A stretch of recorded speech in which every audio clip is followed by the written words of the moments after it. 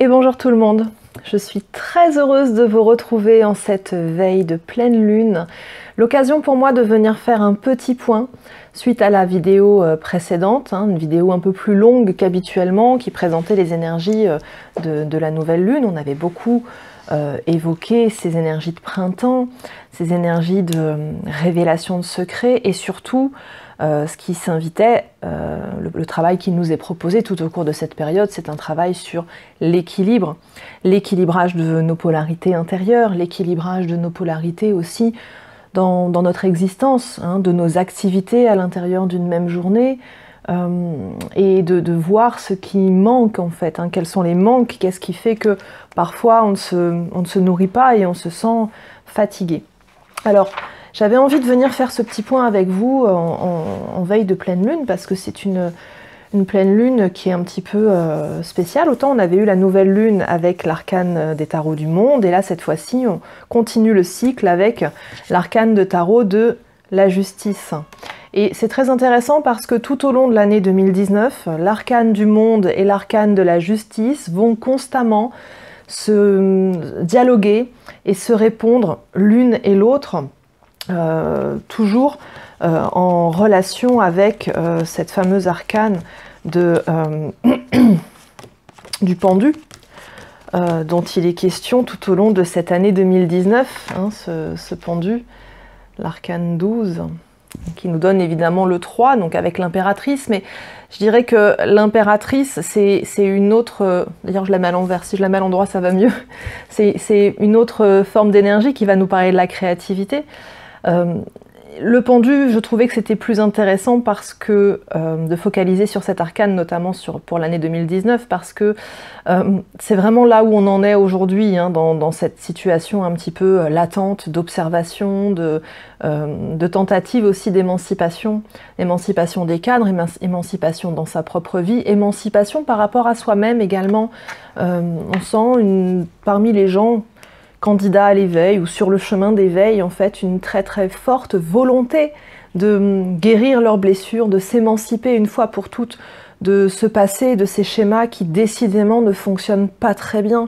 Donc, tout au long de l'année, on nous propose vraiment de voir différemment, de voir au-delà de ce qu'on a l'habitude de voir, de prendre une autre posture, une autre position.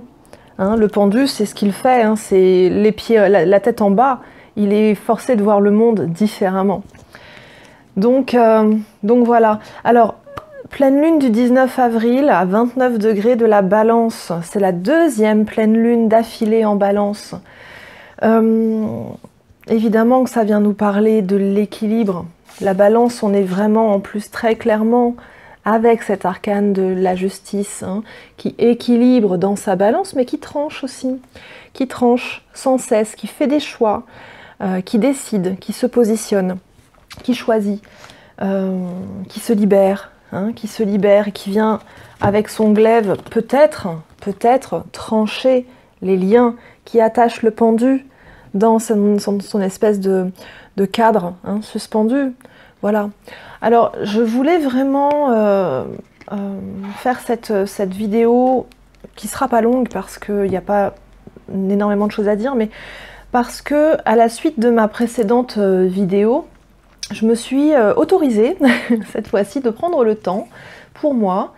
Et notamment, je suis allée fureter à droite, à gauche, sur YouTube, sur Facebook, pour voir un petit peu ce qui se disait, quelles étaient les thématiques abordées, etc. Et notamment, les gens ont commencé à parler très très tôt. D'ailleurs, c'est incroyable, je trouve que les vidéos sont de plus en plus en avance par rapport aux nouvelles lunes. On les a maintenant de plus en plus 15 jours à l'avance. Alors, je ne regarde pas toutes les vidéos, il y a des vidéos en plus qui sont très longues et bon... c'est trop long pour moi, mais ceci dit, je me suis attachée un petit peu au titre des vidéos et puis j'ai commencé à regarder un petit peu ce qu'ils disaient. Et alors j'ai été glacée d'effroi. Mais alors glacée d'effroi, ça m'a plombée, mais alors d'une force. J'ai lu ça et là, donc des choses extrêmes, j'ai lu et entendu des choses extrêmement justes. Je vais d'ailleurs rebondir là-dessus, sur le fait qu'on est dans une énergie qui est extrêmement relationnelle. Extrêmement relationnelle, bien sûr que On est en train de réévaluer pleinement les liens que nous entretenons avec les autres, mais aussi le lien que nous entretenons avec différents types d'énergie, avec l'argent, avec le temps, avec la matière, avec certaines addictions aussi. Donc d'ailleurs, la justice, elle est super pour trancher les addictions, en finir une fois pour toutes avec certaines formes de dépendance. Donc oui, évidemment que c'est une lunaison qui est extrêmement relationnelle.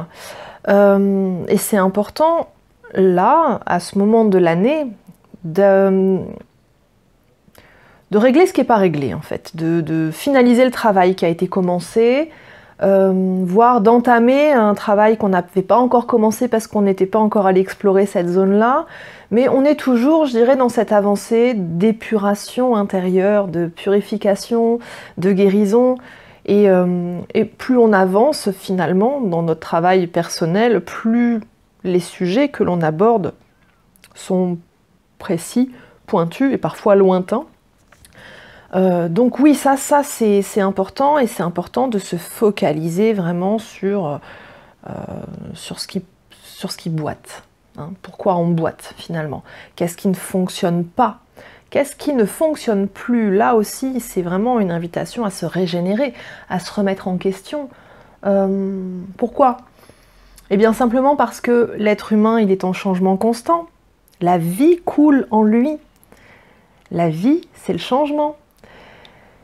Et on ne peut pas, on a parfois tendance à considérer que chaque engagement que l'on prend, chaque décision que l'on prend, chaque routine que l'on met en place, ou chaque manière de voir, chaque connaissance finalement, eh bien c'est acquis, c'est du CDI, et mentalement on a tendance à verrouiller ça et comme à signer des espèces de pactes avec soi-même.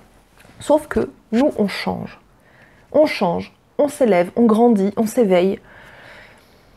Et le monde autour de nous, eh bien, il est vivant aussi. Donc le monde change, évidemment.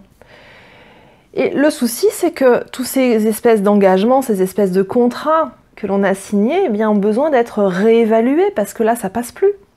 Ça passe plus du tout. Donc il y a vraiment ce besoin de plus de clairvoyance, ce besoin de se poser, d'observer, d'oser vraiment aller observer au fond de soi-même aussi, parce que attention, c'est pas toujours le monde extérieur qui est en cause. C'est souvent, d'ailleurs, ça vient souvent d'une impulsion intérieure. Ce que je vibre alimente ce que je vis. C'est vraiment très important ça. Donc en fait, on est vraiment invité à se renouveler, à renouveler certains engagements, à rénover, à réactualiser des choix, des manières de fonctionner également.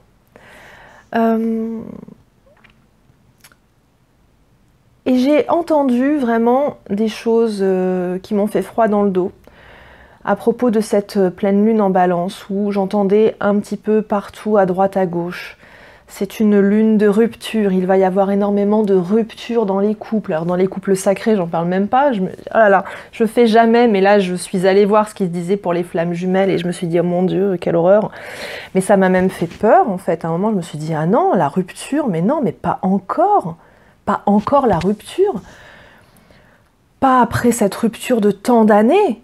Cette absence de tant d'années, pas après cette absence de temps de vie. Je disais à mes guides, je dis non mais s'il vous plaît, pas ça quoi, pas encore une fois, j'en ai marre. Et là, je vois mon guide qui explose de rire, mais il se gondole de rire vraiment comme une baleine. Et j'étais un peu vexée quand même, je lui dis mais ça te fait rire, mais moi ça me fait pas rire. Ça me fait pas rire, pas tout ce travail pour en arriver là encore. Et il me dit mais... Gwenaëlle, en même temps, pourquoi tu regardes jamais les vidéos habituellement? Pourquoi tu vas jamais regarder les tirages, les trucs, les machins? Je dis parce que généralement je trouve que c'est pas complètement juste, ou en tout cas je me sens pas forcément concernée. Il dit voilà. Il dit voilà, alors si tu acceptais justement de relire un petit peu cette énergie à ta sauce, à toi, qu'est-ce qui vibre pour toi? J'ai dit ok, donc j'ai réfléchi et bon c'est vrai que je suis repartie dans les symboliques, la balance, trancher les liens, etc. Et en fait, moi c'est pas du tout la lecture que j'en ai, donc J'ai commencé à observer un petit peu ce qui se passait autour de moi, l'ensemble des personnes que j'accompagne dans les couples sacrés, qui pour beaucoup sont en rupture déjà, donc on ne peut pas leur dire qu'elles vont rompre encore, puisque c'est déjà fait. Par contre, il y a quelque chose qui pour moi a été une évidence, qui est sorti, c'est plutôt une notion davantage de réévaluation du lien, de réévaluation de son engagement dans le lien, de réévaluation de son attitude dans le lien, de réévaluation de son côté sacrificiel dans le lien. Et en fait, finalement, ce que ces énergies nous proposent, c'est non pas de nous séparer. Alors certes, il y a des gens qui vont se séparer et c'est très juste pour eux et c'est très bien.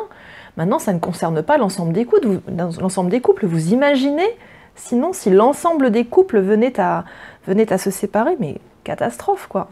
Ce serait n'importe quoi. Donc en fait, c'est pas tout à fait une énergie de rupture. C'est une énergie, effectivement, où on tranche. Donc trancher, ça signifie faire acte de discernement, ça signifie prendre position, ça signifie réévaluer, ça signifie aussi prendre de la distance, et prendre de la distance ne signifie pas se séparer, c'est aussi entrer dans la danse relationnelle où, comme la mer monte et descend, finalement on s'approche, on s'éloigne, on se rapproche, on s'éloigne, c'est une danse, la relation. C'est trouver la distance juste et le positionnement juste par rapport à son autre dans le cadre du couple, mais également par rapport à son patron, à son associé, à ses collègues, à ses amis, à sa famille aussi. Jamais on tranche de lien complètement.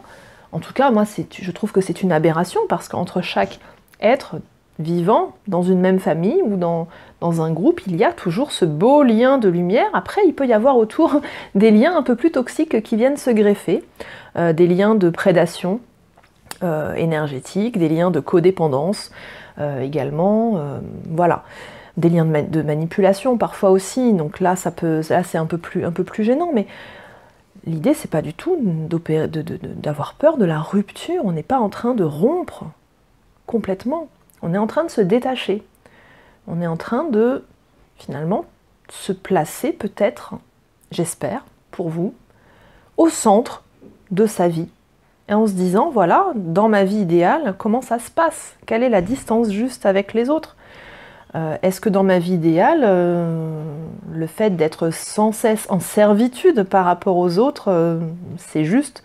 Non, je ne crois pas. Donc je vais arrêter d'être en servitude et je vais me repositionner, je vais me repivoter. Donc je pense que c'est plutôt ça là qui est à l'œuvre aujourd'hui, que clairement une rupture, hein, c'est plutôt une réévaluation. Donc vraiment, j'espère que ces mots rassureront beaucoup de personnes parce que j'en vois qui flippent et je comprends. Je comprends aussi que certaines personnes qui font des vidéos aient cette lecture-là parce que c'est juste aussi pour elles, c'est leur vérité.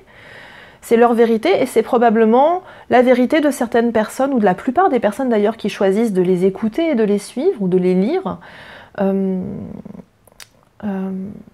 Mais pour autant, si ça ne résonne pas pour vous, vraiment, ne le prenez pas de cette manière-là. Ça, j'insiste, c'est important vraiment de respecter que chacun ait sa propre vérité, chacun ait sa vision, mais d'avoir le discernement nécessaire pour se dire, ben, en fait, non, ça vibre pas pour moi, donc je reste sur mon axe, parce que ma vérité, c'est la suivante. Et dans ma vérité, je crois que ça va plutôt se passer comme ci ou comme ça. Ou si je ne sais pas comment ça va se passer, eh bien, peut-être qu'à ce moment-là, c'est intéressant de se remettre à piloter sa vie, à piloter ses énergies, d'actionner soi-même les différents leviers de changement, de décider ce que l'on souhaite vraiment inviter, ce que l'on souhaite faire, sans rentrer dans la manipulation, sans rentrer dans le fait de forcer que les choses se passent, mais juste commencer par se piloter soi-même. Je pense que j'aurai l'occasion prochainement, ou moins prochainement, mais en tout cas on aura l'occasion d'en reparler parce que c'est une grosse thématique de travail, c'est vraiment quelque chose que je place au cœur actuellement de l'ensemble des coachings que je suis amenée à conduire, avec des outils qui sont très puissants d'ailleurs, hein, qui permettent de se replacer au centre de son cercle sacré et de matérialiser des changements, de matérialiser des choses extrêmement positives dans sa vie, que ce soit la guérison, que ce soit l'abondance, que ce soit différents projets, etc. Hein. Donc, mais ça, on aura l'occasion d'en reparler plus tard. Par contre, c'est vrai que là, en ce moment, ce qui est hyper présent, c'est une rapidité de matérialisation. C'est incroyable, mais c'est incroyable. À peine l'intention est émise, l'intention, ou en tout cas la vibration est émise, hop, tout de suite, il y a beaucoup de choses qui se matérialisent. Ça se matérialise quand ça vibre fort.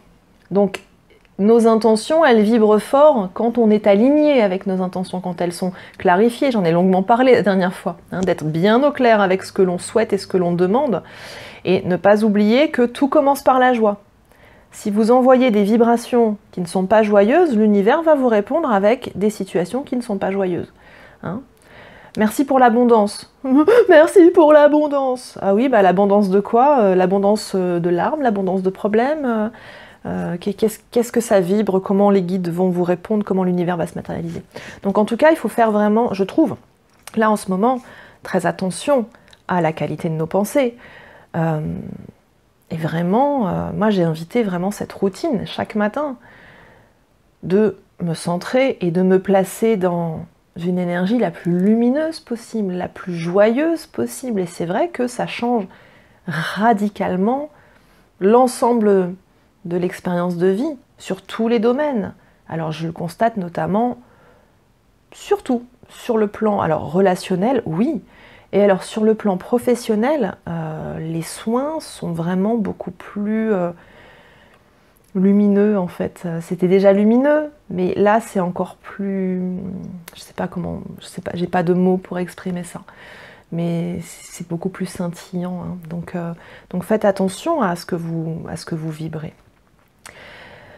Et ça notamment, c'est vraiment essentiel parce qu'en ce moment, on est très chahuté dans nos corps, très chahuté quand je dis dans nos corps, je parle évidemment du corps physique, mais je parle aussi des autres consciences, c'est-à-dire la conscience mentale et la conscience émotionnelle. Alors, je parle même pas de la conscience causale, hein, karmique, hein, parce que bon là ça remue aussi, mais là encore c'est variable, ça dépend de là où on est sur le chemin et de comment ça rentre en résonance avec ce que l'on vit actuellement. Mais en ce moment, nos corps sont très sollicités, énormément sollicités. Le mental, j'en ai parlé, le mental il est hyper actif, et alors dans ses constructions diaboliques, je le mets entre guillemets, clairement le mental peut vraiment nous faire vivre l'enfer. Hein. Ça c'est une idée qui vient s'installer, qui va commencer à germer, elle va vraiment changer les paramètres de notre expérimentation. L'émotionnel aussi, on a beaucoup de remontées, des remontées de blessures, des remontées émotionnelles, des remontées de souvenirs, des choses qui demandent à être soignées, quoi, qui demandent à être guéries, qui demandent à être regardées avec beaucoup d'attention. Hein. Donc oui, pour beaucoup, c'est le moment de faire un nettoyage, ça c'est évident. Tout le monde, c'est le moment de se poser aussi. Donc le soin énergétique, oui, c'est une solution, mais il y a aussi, je crois qu'il y a beaucoup de gens aussi qui ont besoin aussi d'aller faire le tri dans le mental, aller voir un thérapeute, se faire accompagner en coaching. Voilà, pour vraiment revenir à quelque chose, une pensée plus claire, plus optimiste aussi, plus contrôlée. Hein. Voilà. Donc c'est vrai que là, en ce moment, le climat, il est plutôt à la tristesse, quoi.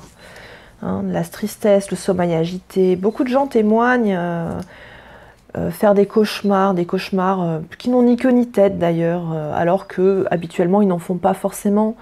Bon, il y a des candidats au cauchemar, hein, moi j'en fais partie, hein, j'ai des nuits très agitées depuis toute petite, c'est comme ça, c'est ma manière d'évacuer aussi hein, certaines choses.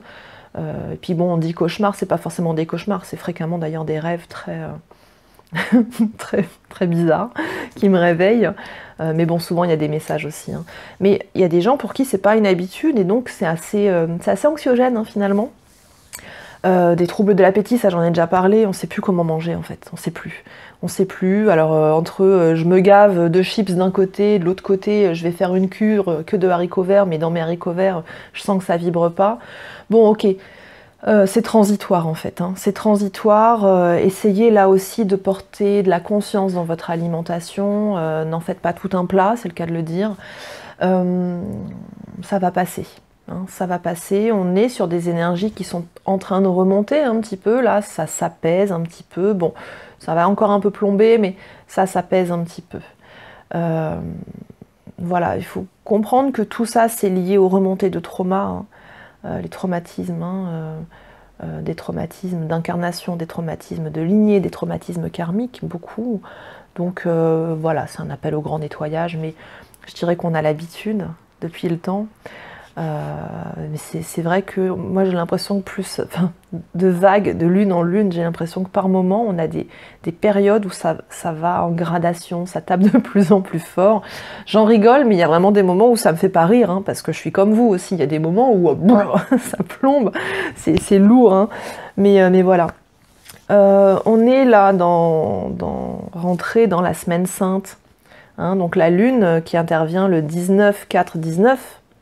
2019, hein, on a 2 fois le 19, alors bon, je vais pas trop m'attacher à ça parce qu'en réalité en numérologie c'est pas si impactant que ça, mais n'empêche que 19 dans les harmoniques c'est la salamandre et c'est la régénération.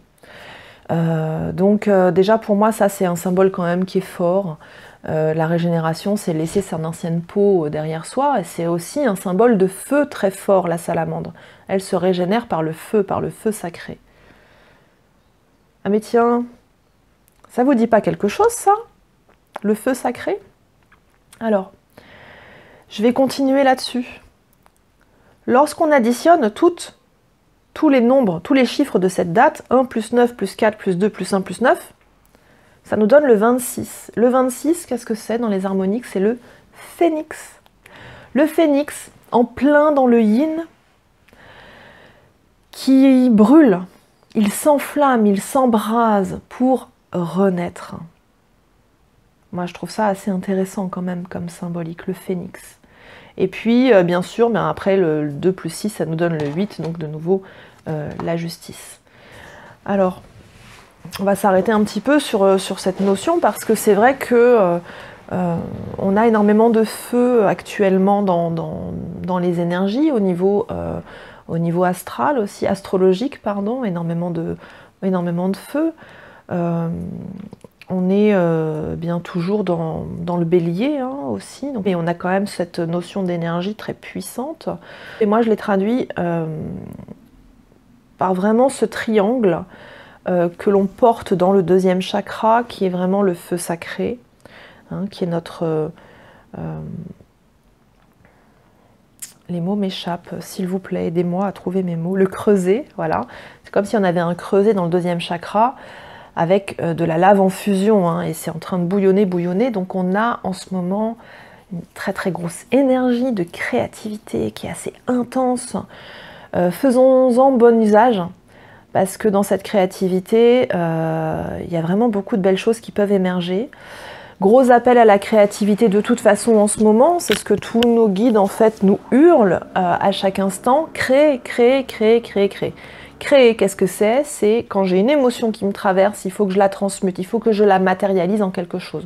Donc je vais créer, je vais aller cuisiner, je vais aller jardiner, je vais aller dessiner, je vais aller écrire, je vais aller peindre, je vais aller sculpter, je vais essayer de faire passer cette énergie du cœur et de la gorge dans mes mains, hein, pour vraiment transmuter ça, transformer ça. Vous êtes en colère? Parfait, ne restez pas sur votre colère. Appuyez-vous dessus pour partir. Vous êtes triste? Parfait. Appuyez-vous sur votre tristesse pour en faire quelque chose et pour créer, pour nettoyer. Vous êtes joyeux? Plus que parfait. Appuyez-vous sur votre joie pour la partager. Nos émotions sont vraiment inspirantes en ce moment et on est vraiment conduit à créer le plus possible.